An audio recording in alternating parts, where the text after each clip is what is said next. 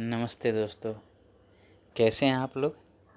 उम्मीद करते हैं आप लोग बहुत अच्छे होंगे और अभी आपका तैयारी बहुत अच्छे से चल रहा होगा और खूब मन लगा के आप तैयारी कर रहे होंगे। तो चलिए, थोड़ा सा आपके खुशी में हम एक और पॉजिटिव खुशी बढ़ाना चाहते हैं। तो चलिए शुरू करते हैं हम आज के इस एपिसोड को। और इस एपिसोड में हम लोग कुछ ऑब्जेक्टिव क्वेश्चन देखेंगे जो कि आपके पॉलिटी से रिलेटेड है। ठीक है, चलिए देखते हैं। भारत की संविधान सभा की अंतिम बैठक की सही तिथि को बताइए।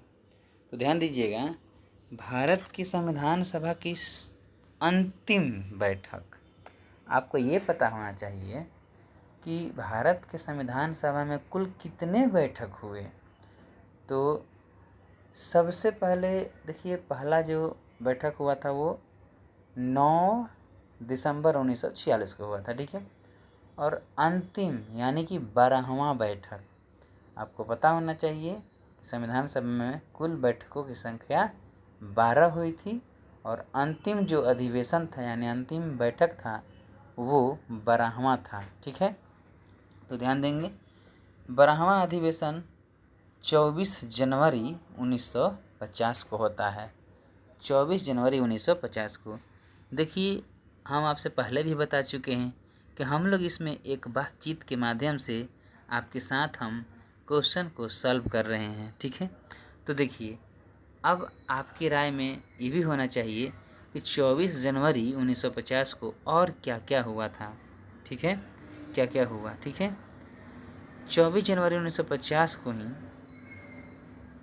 देखिए राष्ट्रगान और राष्ट्रगीत को संवैधानिक मान्यता मिली थी। ठीक है, ध्यान दीजिएगा। और 24 जनवरी 1950 को अंतिम बैठक में 284 सदस्यों ने 284 सदस्यों ने संविधान पर अपना हस्ताक्षर किया था। ठीक है, ये भी क्वेश्चन आ जाता है कि कितने लोगों का हस्ताक्षर संविधान पे अंकित है या किया हुआ है। चलिए आगे बढ़ते हैं। ब्रिटिश, तो इसका आंसर क्या हो जाएगा, सी नंबर, है ना। चलिए, ब्रिटिश भारत में सांप्रदायिक प्रतिनिधित्व की व्यवस्था निम्नलिखित में से किस अधिनियम द्वारा की गई थी। तो ये तो आप लोगों को पता ही होगा। सांप्रदायिकता की बात आती है तो पहला कानून आता है आपका मार्ले मिंटो सुधार 1909। ठीक है, देखिए इसमें क्या किया गया था, सांप्रदायिकता कानून में क्या किया था कि मुस्लिमों के लिए आया था यह, ठीक ना। तो उसमें मुस्लिम धर्म में क्या ऐसा किया गया था कि जो लीडर खड़े होंगे वो मुस्लिम ही खड़े होंगे और जो लीडर को वोट देने वाले हैं यानी कि जो वोटर्स हैं वो भी मुस्लिम ही होंगे।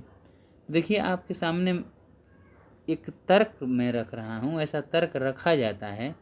उन लोगों का कहना था, जैसे मुस्लिम लीग का कहना था कि हम लोग पृथक निर्वाचन चाहते हैं। क्यों? क्योंकि देखिए हमारा जो वर्ग है वो बहुत पिछड़ा हुआ है और हम चाहते हैं कि हमारा वर्ग आगे बढ़े और निस्वार्थ की भावना से आगे बढ़े। तो हमारे ही लोगों में से हमारे ही लोगों द्वारा चुनना होगा। क्यों? उन लोगों का मानना था कि जैसे मान लीजिए अगर सभी को वोट देने का अधिकार दे देंगे हमारे प्रतिनिधियों को, तो दूसरे वर्गों की यानी कि हिंदू जो समुदाय है उसकी संख्या अधिक है, तो वो लोग जिसको चाहेंगे उसको जिताएंगे। ठीक है, और यहाँ पर फिर क्या होगा कि हमारे मुस्लिम वर्ग में भी क्या होगा कि जो लोभी होंगे वो उनसे जा कर के तरह तरह की लालच में आकर के और वो उनसे मिल जाएंगे और वो अच्छे से विकास अपने कौम का नहीं कर पाएंगे। ऐसा उन लोगों का मत था। ठीक है, चलिए आगे बढ़ते हैं। तो आप लोग को हम थोड़ा सा क्लियर किए हैं, है ना। तो ये हो गया था कब, 1909 में, मार्ले मिंटो सुधार 1909। ठीक है, चलिए आगे बढ़ते हैं। देखिए, चार्टर एक्ट 1813 के संबंध में निम्नलिखित कथनों पर विचार कीजिए। तो देखिए इसमें विचार करते हैं। चलिए, विचार करने के लिए ही तो हम और आप मिले हैं। ठीक है, देखिए कह रहा है कि इसने भारत में ईस्ट इंडिया कंपनी के व्यापार एकाधिपत्य को चाय का व्यापार तथा चीन के साथ व्यापार को छोड़कर समाप्त कर दिया। बिल्कुल सही बात है।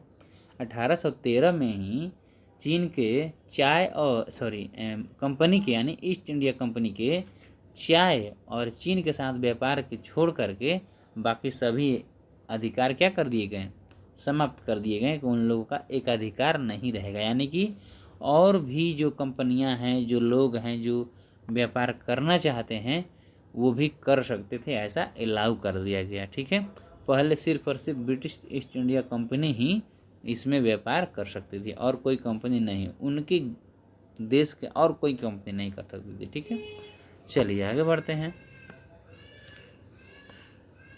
दूसरा है, इसने कंपनी द्वारा अधिकार में लिए गए भारतीय राज्य क्षेत्रों पर ब्रिटिश राज की संप्रभुता को सुदृढ़ कर दिया। बिल्कुल सही बात है, संप्रभुता क्या हो गया, सुदृढ़ हो गया है। तो ये भी सही है, ये भी सही है। कह रहा है कि उपयुक्त में से कौन सा कथन सही है, दोनों सही हो गया। अब देखिए तीसरा, भारत का राजस्व अब ब्रिटिश संसद के नियंत्रण में आ गया।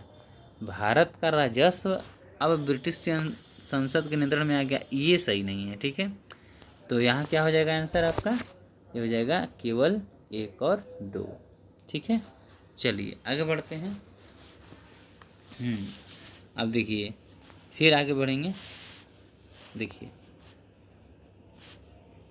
करा क्वेश्चन, आप तो आगे मैच करने वाला है ना। चलिए देखते हैं। यहाँ देखिए बहुत अच्छे से समझिएगा, भारतीय शस्त्र अधिनियम। तो आपको पता होना चाहिए कि भारतीय शस्त्र अधिनियम कब आया था। तो देखिए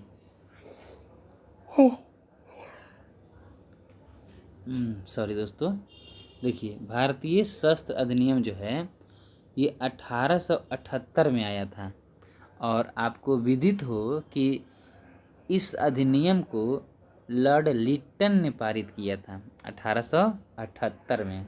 ठीक है, यानी कि इसका आंसर क्या हो जाएगा 1878। ठीक है, अब देखिए फिर कह रहा है कि शाही पद अधिनियम। ये वो अधिनियम है, शाही पद अधिनियम, जिसके माध्यम से ब्रिटेन की महारानी विक्टोरिया को भारत की साम्राज्ञी घोषित किया गया था। ये रहा 1876 में। ठीक है, अब देखिए भारतीय उच्च न्यायालय अधिनियम। भारतीय उच्च न्यायालय अधिनियम यानी कि उच्च न्यायालय कब गठित किया गया था, देखिए तो ये 1861 हो जाएगा। ठीक है, क्योंकि 1861 के ही अधिनियम, भारतीय उच्च न्यायालय अधिनियम 1861 के द्वारा ही आपका कहाँ, कलकत्ता है ना, इसको ऐसे कीजिए। ठीक है, देखिए कलकत्ता और आपका कहाँ, मद्रास, ठीक है, और बम्बई, ये तीनों जगहों पर क्या किया गया था, तीनों जगहों पर उच्च न्यायालय स्थापित किया गया था। यानी कि इसका ये हो गया, इसका ये हो गया, ठीक है ना, और इसका ये हो गया, तो ये बच गया। भारतीय विवाह विच्छेद अधिनियम 1869। ठीक है, चलिए आगे बढ़ते हैं। अब आंसर दिया हुआ है, ठीक है ना, चलिए देखते हैं।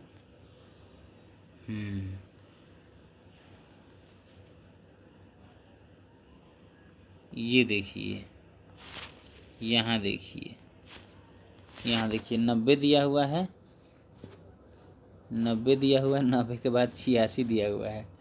ठीक है, चलिए यहाँ ये मिस्टेक हुआ है। ठीक है, छोड़िए हटाइए इसको। चलिए देखते हैं इधर हम लोग क्वेश्चन की तरफ आगे बढ़िए। ये तो यहाँ इसका हो गया हम लोग का, इसका हाँ चलिए वाला क्वेश्चन देखते हैं। तो मिला चुके हम लोग। भारत सरकार द्वारा 1919 में ILO यानी कि international labour organisation, ILO international labour organisation Washington में सम्मेलन हुआ था। ठीक है, वाशिंगटन में क्या हुआ था, सम्मेलन हुआ था। तो मजदूरों का प्रतिनिधि के रूप में किसे भेजा गया, आप सभी को पता होगा, NM जोशी को हमेशा याद रखिएगा। ठीक है, NM जोशी जी को। ठीक है ना, चलिए आगे बढ़ते हैं। देखिए फिर कह रहा है क्वेश्चन हमारा, गांधीवाद और मार्क्सवाद के बीच एक समान सहमति पाई जाती है, और वह कौन सी सहमति है? ठीक है, तो देखिए गांधी जी और मार्क्सवाद, देखिए इनके मत में एक सहमति पाई थी कि ए नंबर जो दिया है ना यही हो जाएगा, जैसे कि एक अंतिम लक्ष्य के रूप में राज्य विहीन समाज। इन लोगों का कहना था कि समाज ऐसा होना चाहिए जहाँ पर राज्य नहीं हो, कोई राज्य नहीं हो, किसी का किसी के ऊपर नियंत्रण नहीं हो।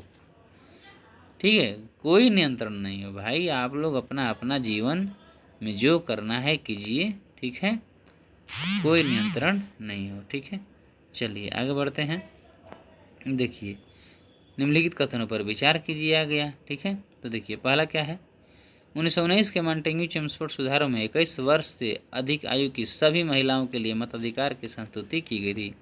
अब ये तो बिल्कुल हजम होने वाली बात नहीं है, 1919 की बात है और 21 वर्ष से अधिक आयु के सभी महिलाओं का अधिकार तो बिल्कुल नहीं दिया जा सकता है ना। इतने पुरुष उदार कब से हो गए? ठीक है, और वो भी अंग्रेज के ज़माने के। ठीक है ना, तो ये नहीं होगा, ये गलत है। और देखिए इसमें लिख देना क्या है, उपयुक्त में से कौन सा सही है। ठीक है, तो देखिए फिर कह रहा है कि 1935 की गवर्नमेंट ऑफ इंडिया एक्ट में विधानमंडल में महिलाओं के लिए आरक्षित स्थानों का प्रावधान किया गया। बिल्कुल सही बात है, ये तो बिल्कुल सही बात है। 1935 में ही तो विधानमंडल में महिलाओं के लिए सीट जो है आरक्षित किया गया था, यानी कि 2 सही है, यानी कि 2, यानी केवल 2। ठीक है, चलिए उम्मीद करते हैं कि आप लोगों को समझ में अच्छे से आ रहा होगा। अब देखिए निम्न में से किस स्थान पर भारत में प्रथम नगर निगम स्थापित किया गया था? ये तो बहुत इंपॉर्टेंट क्वेश्चन है और सबको पता भी होता है, ये मद्रास होता है ना, ये मद्रास है। ठीक है, और इसके बारे में जान लीजिए कि मद्रास में जो है ना 29 सितंबर और 1688 को प्रथम नगर निगम की स्थापना की गई थी। ठीक है, तो आज के लिए बस इतना ही, मिलते हैं हम लोग अगले वीडियो में। ठीक है, तब तक के लिए अपना ख्याल रखिए और हिस्ट पुष्ट रहिए और पढ़ते रहिए। ठीक है, अब आप अपना पढ़ाई कर सकते हैं। थैंक यू मुझे समय देने के लिए, धन्यवाद।